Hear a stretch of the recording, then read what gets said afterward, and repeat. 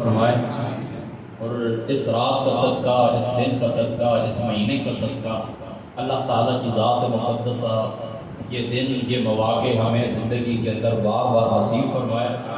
اور سب سے بڑی بات یہ کہ اللہ تعالیٰ کی ذات مقدس اپنے گھر کا، ان مہینوں کا، ان راتوں کا ادب کرنے کی توفیق عطا فرمائے۔ میں نے جو پوری زندگی پڑھنے پڑھانے کے اندر گزاری ہے، اس کے اندر میں نے یہی چیز سیکھی ہے کہ جن شخصیات کو، جن لوگوں کو، جن گروہوں کو اللہ اور اس کے رسول نے ذلیل قرار دیا ہے، تو ہمیں ان کے ساتھ تعلق نہیں رکھنا چاہیے، ان کے ساتھ ہمیں کٹ جانا چاہیے، انہیں ذلیل سمجھنا چاہیے۔ اور جن راتوں کو، جن دنوں کو، جن شخصیات کو رب تعالیٰ کی ذات نے عزت عطا فرمائی ہے، ہمیں ان کی عزت کرنی چاہیے۔ جو آیت کریمہ میں نے آپ لوگوں کے سامنے تلاوت کی ہے، چونکہ وقت میں مختصر ہے، اس کے ضمن کے اندر میں چند گزارشات آپ کے سامنے رکھتا ہوں۔ دیکھیے، یہ جو قرآن ہے اللہ تعالیٰ کی ذات اقدس کا کلام ہے، اللہ تعالیٰ نے اس کو قلب مصطفیٰ کے اوپر نازل کیا ہے۔ دو گتوں کے اندر یہ قرآن جس کی آپ تلاوت کرتے ہیں، جس کی آپ تعلیم دیتے ہیں، جس کا سیکھنا سکھانا آپ کی مساجد مدارس کے اندر جاری رہتا ہے، اس کے اوپر ہمارا ایمان ہے کہ یہ آقا علیہ الصلوۃ والسلام کی لکھی ہوئی کتاب نہیں ہے، کسی انسان کا کلام نہیں ہے، کلام اللہ کا ہے اور نازل حضور کی ذات اقدس کے اوپر ہوا ہے۔ قرآن اللہ کا کلام ہے اور حضور محمد مصطفیٰ صلی اللہ تعالیٰ علیہ وآلہ وسلم آپ کا معجزہ ہے۔ اس کے اوپر ہمارا ایمان ہے۔ اب اس زمانے کے اندر جو ایتھیسٹ کا ایک گروہ ہے کہ جس کا اللہ تعالیٰ کے وجود کے اوپر ایمان نہیں ہے، اب جب اللہ کی ذات اقدس کے اوپر، اللہ کے وجود کے اوپر وہ ایمان نہیں رکھتے، تو اس کتاب کے متعلق بھی وہ یہ کہتے ہیں کہ یہ کتاب آقا علیہ الصلوۃ والسلام کی ذات اقدس نے اپنی طرف سے لے کر لوگوں کو دی۔ یہ ان کا الزام ہے اس زمانے کے اندر بھی، اور آقا علیہ الصلوۃ والسلام کے زمانہ پاک کے اندر بھی مشرکین مکہ اس کلام کا کلام اللہ ہونے سے انکار کرتے۔ اب دوستو، سوچنے اور سمجھنے کی بات یہ کہ ہم جو حاملین قرآن ہیں، قرآن کو پڑھنے والے ہیں، قرآن کا درس دینے والے ہیں، ہمارے پاس دلیل کیا ہے؟ پوری دنیا کے سامنے ہم قرآن کا مقدمہ کن الفاظ کے اندر پیش کرتے ہیں؟ غیر مسلم ایتھیسٹ ہم سے اگر دلیل پوچھیں کہ آپ ہمیں دلیل بتائیں قرآن کی حقانیت کے اوپر، آپ کے پاس دلیل کیا ہے؟ تو کن الفاظ کے ساتھ ہم قرآن کی حقانیت کو ثابت کر سکتے ہیں؟ یاد رکھیں دوستو، سب سے پہلی بات یہ کہ قرآن کریم کے اللہ تعالیٰ کے کلام ہونے کی ہمارے پاس دلیل یہ ہے کہ یہ اللہ تعالیٰ کا قرآن حدیم النظیر ہے، دنیا کا کوئی شخص اس کی مثال لانے سے قاصر نہیں۔ جس وقت مشرکین مکہ نے کہا اے محمد مصطفیٰ، یہ آپ نے اپنے گھر کے اندر بیٹھ کر یہ کتاب لکھی ہے، لوگوں کو بتا دیا یہ اللہ تعالیٰ کا کلام نہیں ہے، جب انہوں نے یہ اعتراض کیا، اللہ تعالیٰ کی ذات اقدس نے ان کو چیلنج دی، کیا فرما قل ان اجتمعت الانس والجن على ان يأتوا بمثل هذا القرآن لا يأتون بمثله۔ فرما سارے جن اور انسان اکٹھے ہو جاؤ، تم کہتے ہو کہ یہ اللہ کا کلام نہیں ہے، تم کہتے ہو کہ یہ قرآن خدا کا کلام نہیں ہے، خدا کی کتاب نہیں ہے، سارے جن اور انس اکٹھے ہو جاؤ، جنات اور انسان اکٹھے ہو جاؤ، اس کتاب کی مثال ایک کتاب بنا کر رکھو۔ عرب کے اندر یہ جو خواتین تھی، عورتیں تھیں، ہزار اشعار ان کو کلام عرب، عربی زبان کے اندر ان کو زبانی یاد ہوتے تھے، تو کلام عرب کے اندر تم سارے اکٹھے ہو جاؤ، جن اور انس اکٹھے ہو جاؤ، اس کتاب کی مثال ایک کتاب لا کر پیش کر۔ جب وہ عاجز آ گئے، اللہ تعالیٰ کی جو ذات مقدس ہے، اللہ تعالیٰ کی ذات اقدس نے اس چہرے کو کام کرا، فرما قل فأتوا بعشر سور مثلہ، فرما اگر پورا قرآن نہیں بنا سکتے، فرما 10 سورتیں بنا کر لیں۔ جب اس سے بھی عاجز آ گئے، فرما وَإِن كُنتُمْ فِي رَيْبٍ مِّمَّا نَزَّلْنَا عَلَىٰ عَبْدِنَا فَأْتُوا بِسُورَةٍ مِّن مِّثْلِهِ، فرما پورا قرآن نہیں لا سکتے ہو، 10 سورتیں لے کر آ جاؤ، 10 سورتیں نہیں لے کر آ سکتے، فرما ایک سورت لے کر آ جاؤ، اس سے نیچے بھی اللہ تعالیٰ فرماتا پھر ایک آیت بنا کر لے آؤ، لیکن نہ وہ قرآن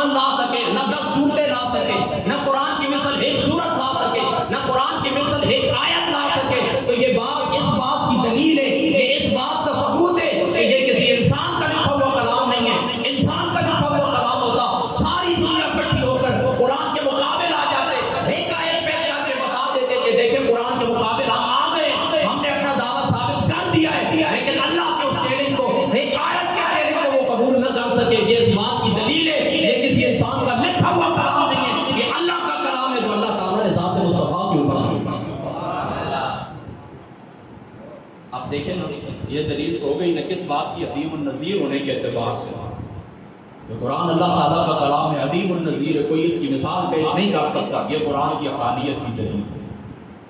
دوسری دلیل ہمارے پاس دوستو یہ، اس قرآن کے نظم کے اوپر غور کرو، اس قرآن کی فصاحت کے اوپر غور کرو، اس کلام کی بلاغت کے اوپر غور کرو کہ مشرکین مکہ نے جس وقت اس قرآن کو سنا، یہ تو ابھی چونکہ بات نہیں ہو تاریخی واقعات کی طرف، ان کا جو قبول اسلام حضرت عمر فاروق رضی اللہ تعالیٰ عنہ، آپ نے اسلام قبول کیا قرآن سن کر، حضرت ابو ذر رضی اللہ تعالیٰ عنہ آپ نے اسلام قبول کیا قرآن سن کر۔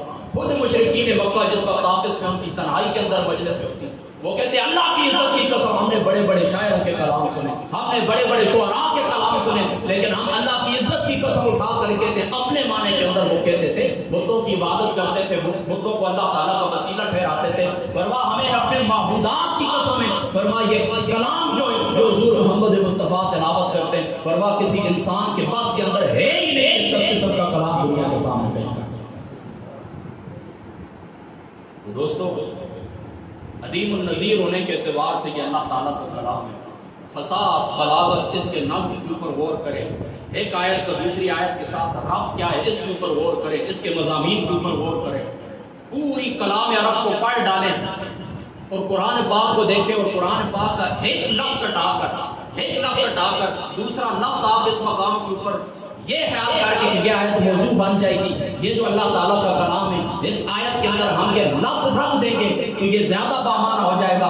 پورا کلام عرب آپ چھانٹ کے دیکھ لیں، اللہ تعالیٰ کی عزت کی قسم اس قرآن کے مقابل ایک لفظ بھی آپ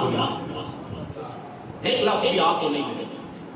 آج دنیا کے اندر بڑے بڑے شعراء گزرے ہیں، بڑے بڑے خطباء گزرے ہیں، بڑے بڑے علماء گزرے ہیں، انہوں نے عربی کے اندر قصائد لکھے ہیں، حضور نبی پاک کی عظمت کو بیان کیا ہے، حضور پاک کی شانوں کو لکھا ہے، حضور پاک کے اصحاب کی شانوں کو لکھا ہے، لیکن کتنا عرصہ وہ اس کے اوپر غور و فکر کرتے رہے، کتنا عرصہ اپنے کلام اپنے سے بڑے اکابرین کے سامنے پیش کرتے رہے، اس کے اندر تبدیلیاں کرتے رہے، پھر جا کر ایک قصیدہ پیش کر سکتے ہیں۔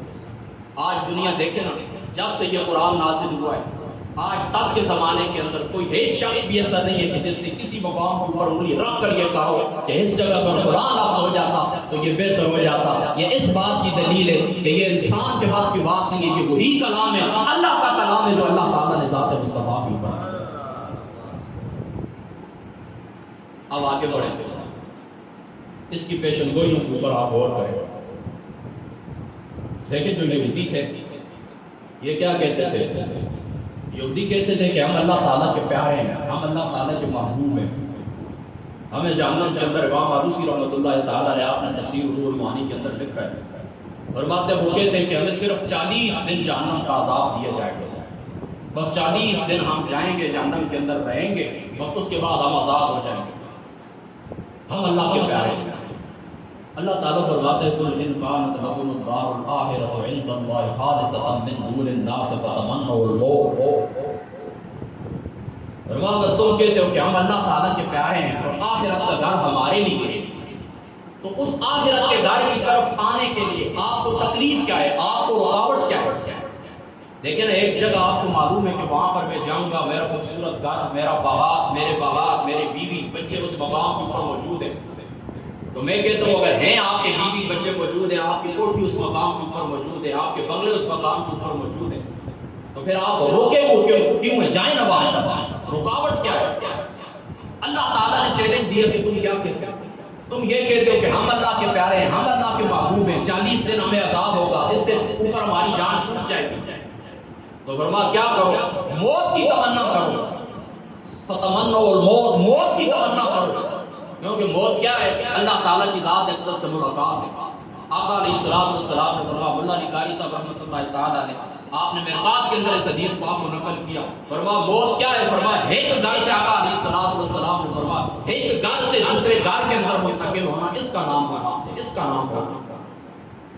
تو موت کیا ہے مومن کے لیے؟ اللہ تعالیٰ سے ملاقات کرنا، اللہ تعالیٰ کی ذات اقدس کے ساتھ ملاقات کا وقت ہے۔ تو فرمایا فتمنوا الموت، یہودیوں اگر تم سچے ہو، تم کہتے ہو کہ ہم اللہ کے پیارے ہیں، اللہ کے محبوب ہیں، 40 دن ہم جہنم کے اندر رہیں گے پھر آزاد ہو جائیں گے، موت کی تمنا کرو۔ آگے اللہ تعالیٰ نے فرمایا فَلَن يَتَمَنَّوْهُ أَبَدًا بِمَا قَدَّمَتْ، فرمایا اللہ تعالیٰ فرماتے مجھے اپنی عزت جلال کی قسم یہ کبھی بھی موت کی تمنا نہیں کریں گے، کبھی بھی موت کی تمنا نہیں کریں گے. یہ چیلنج کس وقت تھا؟ اس وقت جس وقت قرآن نازل ہو رہا تھا. یہود سامنے تھے، اللہ کا چیلنج ان تک پہنچ چکا تھا. اگر وہ سچے ہوتے دوستو، یاد رکھنا، اگر وہ سچے ہوتے قرآن کو ٹھکرا دیتے، قرآن کی حقانیت ان پر ہاتھ آ جاتا. کب؟ جب وہ کہتے کہ ہاں جی اے محمد مصطفیٰ، تو نے ہمیں خدا کا چیلنج دیا ہے کہ ہم موت کی تمنا کریں. فرماؤ میدان کے اندر کھڑے ہو کر موت کی تمنا ہم کرتے ہیں. اگر وہ ایسا کرتے قرآن کی حقانیت کے اوپر انگلی اٹھ جاتی. لیکن اس زمانے سے لے کر آج تک، آج بھی یہودیت کو آپ کھل کے چیلنج کریں کہ خدا تمہیں کہتا ہے کہ تم موت کی تمنا کرو اگر تم سچے ہو. اس وقت سے لے کر آج تک وہ اپنی زبان کے اوپر موت کا لفظ نہ لا سکے اور نہ قیامت تک لا سکیں گے. اگر وہ سچے ہوتے آپ کے چیلنج کو قبول کر کے کہتے ہاں ہم اللہ کے پیارے پاک پروردگار تیری ذات کے سامنے ہم دعا کرتے ہیں ہمیں دنیا سے اٹھا لے. نہ اس زمانے کے اندر ان کی زبان کے اوپر یہ جملہ آ سکا تھا، نہ آج ان کی زبان ہے اور نہ قیامت کی صبح تک ان کی زبان کے اوپر موت کی تمنا آ سکتی ہے. تو پتہ چلا یہ اللہ تعالیٰ کی ذات اقدس کا چیلنج ہے، کسی انسان کے بس کی بات نہیں ہے. اگر ان کے بس کے اندر ہوتا وہ کہہ دیتے، لیکن اللہ تعالیٰ کے چیلنج کو وہ قبول نہ کر سکے. یہ اس بات کی دلیل ہے کہ یہ کتاب آقا کا کلام نہیں ہے، کسی انسان کا کلام نہیں ہے، اللہ کا کلام ہے جو اللہ تعالیٰ نے ذات مصطفیٰ. لیکن اتنی صاف بات ہے، بڑی آسان بات ہے. اگر تم کہتے ہو کہ ہم سچے ہیں، قرآن اللہ کی کتاب نہیں ہے، تو ٹھیک ہے، اس نے تمہیں چیلنج دیا ہے، چیلنج دے دیا ہے کہ موت کی تمنا کرو. آج بھی اگر وہ موت کی تمنا کرے، قرآن کی حقانیت ان پر انگلی اٹھ جائے، لیکن آج بھی اور قیامت کی صبح تک قرآن کا چیلنج وہ قبول نہ کر سکے. یہی قرآن کی حقانیت کی سب سے بڑا ہے.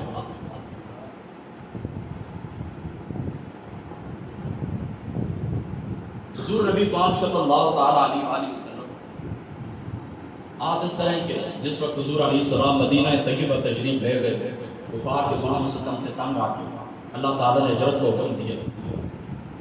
تو 16 ماہ تک حضور علیہ السلام نے بیت المقدس شریف کی طرف، حضور علیہ السلام نے اس کو اپنا قبلہ بنایا. بیت المقدس شریف کو حضور علیہ السلام نماز ادا فرماتے ہیں. لیکن چونکہ یہودیوں نے تانا دیا تھا، وہ کہتے تھے کہ حضور علیہ السلام دین نیا لے کر آئے، قرآن نیا لے کر آئے، تو قبلہ تو یہ ہمارا ہے، ہمارے قبلے کی طرف آقا علیہ السلام پھر دیکھ کر نماز کیوں پڑھتے ہیں، اپنا نیا قبلہ بنائیں. حضور علیہ السلام کی جو ذات مقدس ہے، آپ کے قلب مبارک کے اوپر یہ جملے کرام گزرے. حضور علیہ السلام کی یہ تمنا تھی اللہ تعالیٰ اس قبلے کو تبدیل فرما دے، یعنی قبلے جو ابراہیمی ہے، بیت اللہ شریف، کعبہ شریف، یہ ہمارا قبلہ مقرر ہو جائے. اللہ تعالیٰ کی ذات اقدس بخاری شریف کی روایت کے مطابق حضور علیہ السلام ظہر کی نماز کے اندر تھے. اللہ تعالیٰ کی ذات اقدس نے تعویل قبلہ کو حکم دے دیا کہ اپنا قبلہ تبدیل فرما. اور مفسرین نے اس مقام کے اوپر لکھا ہے کہ یہ جو تعویل قبلہ ہے یہ اشارہ تھا کہ اب جو نبوت ہے یہ بنو اسرائیل سے نکل کر بنو اسماعیل کے اندر آ چکی ہے. یہ اس طرف اشارہ تھا. بہرحال حضور علیہ السلام نے قبلہ چینج کیا. ساتھ ہی اللہ تعالیٰ نے فرمایا سیقول السفہاء من الناس ما ولاھم عن قبلتہم التی کانوا علیہا. فرمایا سفہاء یہ یہودی یہ نصرانی، لیکن ان کو اللہ تعالیٰ قرآن کے اندر کہتے ہیں یہ سفہاء ہیں، بے وقوف لوگ ہیں. اللہ تعالیٰ نے فرمایا اب یہ بے وقوف لوگ کہیں کہ یہ انہوں نے اپنا قبلہ کیوں تبدیل کر لیا؟ جس قبلے کانوا علیہا، جس قبلہ کے اوپر یہ تھے اس کی طرف دیکھ کر یہ نمازیں پڑھتے تھے، مسلمانوں کی کیا ہوا ہے؟ اپنا قبلہ کیوں تبدیل کر دیا؟ اللہ نے کیا کہا کہ اب یہ کہیں گے. تو اب اس طرح ہوتا نا، یہودی خاموش رہ جاتے، نصرانی خاموش رہ جاتے، عیسائی خاموش رہ جاتے اور کہتے کہ دیکھو اے مسلمانوں، تمہارے قرآن نے ہمیں چیلنج کیا ہے کہ اب قبلہ چینج ہو گیا ہے، ہم زبانیں کھولیں گے، ہم تمہیں یہ کہیں گے کہ وہ جو تمہارا پہلا قبلہ تھا اس قبلے کے اوپر، جس قبلے کے اوپر تم نمازیں پڑھتے تھے، وہ قبلہ تم نے کیوں تبدیل کر دیا؟ یہ تو خدا نے کہا ہے، تمہارے قرآن نے ہمیں دعوت دی ہے، تمہارے قرآن نے ہمارے متعلق یہ پیشن گوئی کی ہے، لیکن دیکھو ہم چپ رہے تھے، اپنی زبانوں کو بند رکھتے ہیں، کچھ نہیں کہتے. تو قرآن کی حقانیت کے اوپر انگلی اٹھ جاتی. لیکن جس طرح اللہ تعالیٰ کی ذات اقدس نے فرمایا کہ یہ وہ وقوف ضرور زبانیں کھولیں گے، بالکل اسی طرح یہودیوں نے نصرانیوں نے زبانیں کھولی اور کہا کہ محمد مصطفیٰ اور ان کے صحابہ جس قبلے کے اوپر تھے اپنا قبلہ کیوں تبدیل فرما دیا؟ تو جس طرح رب نے فرمایا بالکل اسی طرح ہو کر رہا. یہ اس بات کی دلیل ہے کہ یہ انسان کا کلام نہیں ہے، اللہ تعالیٰ کا کلام ہے جو اللہ تعالیٰ نے ذات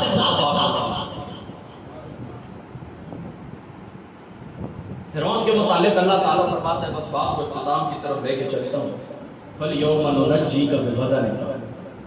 فرمایا اس فرعون کے متعلق اللہ تعالیٰ نے فرمایا اس کا جو بدن ہے، نُنَجِّيكَ بِبَدَنِكَ، اللہ تعالیٰ فرماتے ہیں اس کا جو بدن ہے ہم سلامت رکھیں گے، لِتَكُونَ لِمَنْ خَلْفَكَ آیَةً، تاکہ یہ آنے والوں لوگوں کے لیے نشانی بنے، لوگوں کو پتہ چلے کہ یہ وہ بدبخت ہے جو 400 سال تک خدا ہونے کا دعویٰ کرتا ہے۔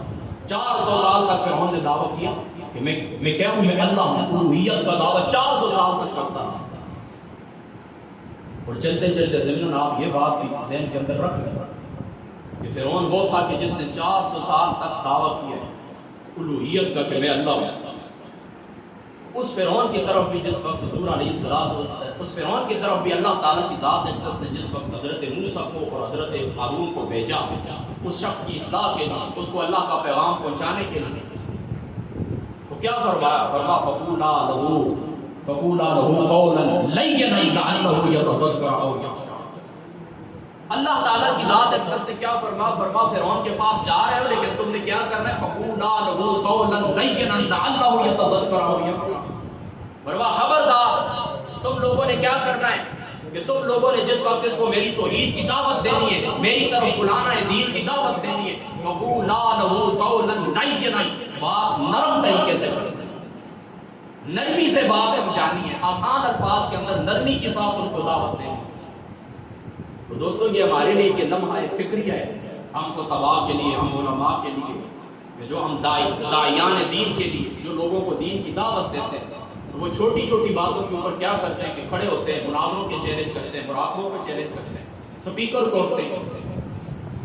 اللہ تعالیٰ نے قرآن کے اندر جو ہمیں دعوت دی ہے، اصول دعوت کا جو اصول اللہ تعالیٰ کی ذات ہے، دیکھیں نا کتنا بڑا کافر تھا کہ 400 سال تک کیا کرتا رہا، دعوت کرتا رہا، خدائی دعویٰ کرتا رہا۔ اس کے متعلق بھی اللہ تعالیٰ نے ان کو کیا حکم دیا کہ اس کے ساتھ بات نرمی سے۔ اب دیکھیں کہ فرعون جس وقت غرق ہوا، جو نیچر ہے، جو قانون ہے، اس قانون کے تحت کیا ہوتا، اس کا جسم بھی گل سڑ جاتا، لیکن اللہ تعالیٰ کی ذات اقدس نے کیا فرما اس فرعون کا بدن میں باقی رکھوں گا۔ کیوں باقی رکھوں گا؟ کہ پچھلوں کے لیے یہ عبرت بنے۔ اب مصر کے اس میوزیم کے اندر جہاں پر اس کی لاش آج بھی موجود ہے، کتنے سو سال ہو چکے، قریباً 3300 برس ہو چکے، قریباً 3300 برس ہو چکے۔ اب کیا کرتے ہیں، کتنی مرتبہ اس دوران یعنی 3300 سالوں کے دوران کتنی مرتبہ وہاں پر یہودیوں کی، نصرانیوں کی حکومت رہی ہے، کفاروں کی حکومت رہی ہے۔ اگر وہ چاہتے تو اس کی لاش کو غائب کر دیتے، حالانکہ قرآن نے یہ چیلنج نہیں کیا کہ میں قیامت تک باقی رکھوں گا، یہ چیلنج قرآن کا نہیں تھا، صرف اللہ تعالیٰ نے اتنا فرمایا کہ میں ان کو باقی رکھوں گا، کچھ عرصے کے لیے صحیح باقی رکھوں گا، لیکن آج بھی اس کی لاش اس مقام کے اوپر محفوظ ہے۔ تو ان غیر مسلموں کی حکومت تھی، اس کے باوجود بھی وہ چاہتے فرعون کی لاش کو غائب کر دیتے اور مسلمانوں کو کہتے کہ دیکھو تمہارے قرآن نے جو چیلنج کیا تھا کہ میں اس کی لاش کو باقی رکھوں گا، اس کی لاش آج موجود نہیں ہے، لہذا تمہارے قرآن کی حقانیت کے اوپر انگلی اٹھ گئی ہے۔ آج تک فرعون کا بدن سلامت رہنا اور پچھلوں کے لیے نشانی بننا، یہ اس بات کی دلیل ہے کہ یہ اللہ تعالیٰ کا قرآن ہے اور اللہ تعالیٰ کی حقانیت ہے۔ بس دوستو، چونکہ وقت مجھے جتنا دیا گیا تھا اس کے مطابق بس اللہ تعالیٰ کی ذات ہے، دس باتیں ہوئی، عمل کی توفیق عطا فرمائے۔ آخری بات میں آپ لوگوں سے یہی کرتا ہوں کہ ایک ہاتھ کے اوپر آپ لوگ عقیدہ رکھیں اور دوسرے ہاتھ کے اوپر آپ کا عمل ہونا چاہیے۔ عقیدہ کیا ہونا چاہیے؟ زیادہ لمبی چوڑی باتوں کے اندر نہ پڑے، کوئی آپ سے عقیدہ پوچھے آپ کا عقیدہ کیا ہے تو آپ لوگ یہی کہیں کہ حضور محمد مصطفیٰ صلی اللہ علیہ وآلہ وسلم آپ کی ذات مقدسہ جیسا اللہ تعالیٰ نے نہ اگلے زمانے کے اندر کوئی رکھا ہے، نہ اس زمانے کے اندر ہے کوئی، اور نہ قیامت کی صبح تک کوئی حضور محمد مصطفیٰ جیسا آئے گا۔ حضرت فاضل بریلوی رضی اللہ تعالیٰ عنہ، آپ نے ملفوظات شریف کے اندر آپ فرماتے ہیں، بس صرف 2 منٹ ہے، میری طرف توجہ رکھیں۔ آپ فرماتے ہیں کہ اللہ تعالیٰ کی ذات اقدس نے میرے دل کے اوپر یہ نقطہ القاء کیا ہے، نقطہ حضور کی شان کے متعلق اللہ تعالیٰ کی ذات اقدس نے یہ نقطہ مجھے القاء کیا کہ دیکھیں دنیا کے اندر اس طرح ہوتا ہے، آپ کے پاس کوئی نعمت ہے، آپ کی جیب کے اندر، آپ کے ہاتھ کے اندر موجود ہے، اور وہ نعمت آپ کسی کو نہیں دیتے۔ کیوں نہیں دیتے؟ فرماتے ہیں اس کے 4 اسباب ہوتے ہیں۔ کیوں نہیں دیتے؟ دینے کے اوپر قدرت ہی نہیں، یعنی دیکھیں نا جیب کے اندر ایک نعمت پڑی ہوئی ہے لیکن میرے ہاتھوں کے اندر قوت نہیں ہے، کمزوری ہے، ہاتھوں کے اندر راشا ہے، کوئی اور قسم کا مرض ہے، میں آپ جیب کی طرف لے کے جا ہی نہیں سکتا، طاقت ہی نہیں ہے، قدرت ہی نہیں ہے دینے کی، اس لیے نہیں دیتا۔ فرما ایک سبب تو یہ ہوتا ہے نعمت نہ دینے کا، اور فرماتے ہیں دوسرا سبب نعمت نہ دینے کا یہ ہوتا ہے ہاتھوں کے اندر طاقت ہے، قدرت بھی ہے، لیکن دل کے اندر بخیلی کی وجہ سے نہیں دیتا۔ اور فرماتے ہیں تیسری وجہ دیکھو نعمت نہ دینے کی کیا ہوتی ہے، ہاتھوں کے اندر طاقت بھی ہے، قدرت بھی ہے، بخیلی بھی نہیں ہے، لیکن سامنے والا جو بندہ ہے اس لائق ہی نہیں ہے، اس کے اندر صلاحیت موجود ہی نہیں۔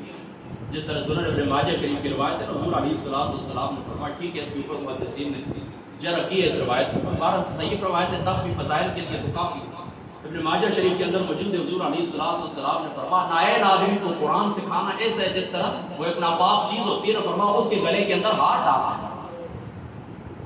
تو تیسرا سبب فرماتے ہیں حضرت رضی اللہ تعالیٰ عنہ فرماتے ہیں تیسرا سبب یہ ہوتا ہے نعمت نہ دینے کا کہ وہ بندہ لائق نہیں ہے، اس بندے کے اندر صلاحیت موجود نہیں ہے۔ اور فرماتے ہیں چوتھا سبب نعمت نہ دینے کا یہ ہوتا ہے قدرت بھی موجود ہے، بخیل بھی نہیں، اس بندے کے اندر صلاحیت بھی موجود ہے، لیکن کوئی دوسرا شخص ایسا ہے کہ جو مجھے اس بندے سے زیادہ پیارا ہے، اس کو نہیں دینا چاہتا ہوں، اس کو دینا چاہتا ہوں۔ فرمایا یہ چار اسباب ذہن کے اندر رکھیں، پھر اللہ تعالیٰ اور محمد مصطفیٰ کا معاملہ سامنے رکھیں کہ خزانہ قدرت کے اندر کوئی نعمت موجود تھی، اللہ نے ذات مصطفیٰ کو کیوں نہ عطا فرمائی؟ کیا اللہ تعالیٰ کی ذات اقدس دینے کے اوپر قادر نہیں تھے؟ فرمایا وَهُوَ عَلَىٰ كُلِّ شَيْءٍ قَدِيرٌ، ہر نعمت اللہ تعالیٰ دینے کے اوپر قادر ہے۔ فرمایا کیا اللہ تعالیٰ کی ذات اقدس کے اوپر بخل کا اطلاق کیا جاتا ہے؟ یعنی بخل کیا ہے؟ عیب ہے، اور جو عیب ہوتا ہے اللہ تعالیٰ کی ذات اقدس منزہ عن العیوب ہے، تمام عیوب سے پاک ہے، بخل کی نسبت بھی اللہ کی طرف نہیں کر سکتے۔ اور محمد مصطفیٰ سے زیادہ اللہ کی ذات اقدس کو کوئی محبوب بھی نہیں ہے، اور محمد مصطفیٰ سے زیادہ اس کائنات کے اندر کوئی باصلاحیت بندہ بھی موجود نہیں ہے۔ تو فرماتے ثابت یہ ہوتا ہے کہ خزانے قدرت کے اندر جو نعمت تھی، کسی چیز کا نام کمال تھا، وہ اللہ نے ذات مصطفیٰ کو عطا فرما دیا۔ فرمایا ایک الہ نام الوہیت اللہ نے ذات مصطفیٰ کو عطا نہ فرمائی، کیونکہ اللہ تعالیٰ کسی کو رب بنا دے، الہ بنا دے، یہ چیز محال ہے، اور جو چیز محال ہوتی ہے وہ تحت قدرت نہیں ہوتی۔ تو کیا ثابت ہوا؟ ثابت یہ ہوا کہ محمد مصطفیٰ الہ نہیں ہے، محمد مصطفیٰ خدا نہیں ہے، الوہیت کے علاوہ جو کمال ہے اللہ تعالیٰ نے ذات مصطفیٰ کو عطا۔ یہ عقیدہ رکھیں اللہ تعالیٰ کی ذات ہے، اور یہ محدث دہلوی صاحب رحمۃ اللہ تعالیٰ علیہ آپ نے بھی مدارج النبوہ کے اندر لکھا ہے، فرمایا کسی چیز کا نام کمال تھا جو خزانہ قدرت کے اندر موجود تھی، فرمایا وہ ساری کی ساری اللہ تعالیٰ نے محمد مصطفیٰ کو عالم شہادت کے اندر عطا فرمایا۔